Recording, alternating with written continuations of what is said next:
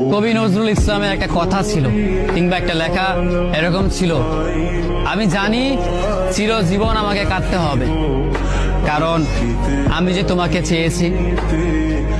আসলেই আমি যে তাকে চেয়েছি এই জন্য আমাকে সারা জীবন কাটতে হবে, কারণ আমি তাকে কোনোদিন পাবো না, আর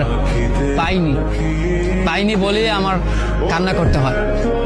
তাকে আমি প্রচন্ড ভালোবাসি বলেই আমার কান্নাটা আসে।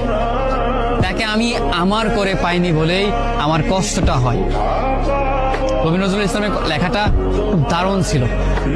আসলেই তাকে পাইনি বলে আমাকে সারা জীবন কান্না করতে হবে।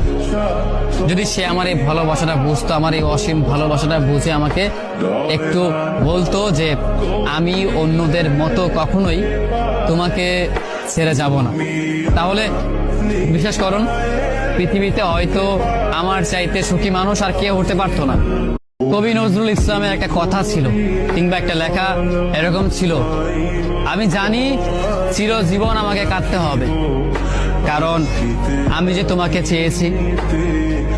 আসলেই আমি যে তাকে চেয়েছি এই জন্য আমাকে সারা জীবন কাটতে হবে, কারণ আমি তাকে কোনোদিন পাবো না, আর পাইনি বলে আমার কান্না করতে হয়। তাকে আমি প্রচন্ড ভালোবাসি বলেই আমার কান্নাটা আসে। তাকে আমি আমার করে পাইনি বলেই আমার কষ্টটা হয়। কবি নজরুল ইসলামের লেখাটা খুব দারুণ ছিল। আসলেই তাকে পাইনি বলে আমাকে সারা জীবন কান্না করতে হবে।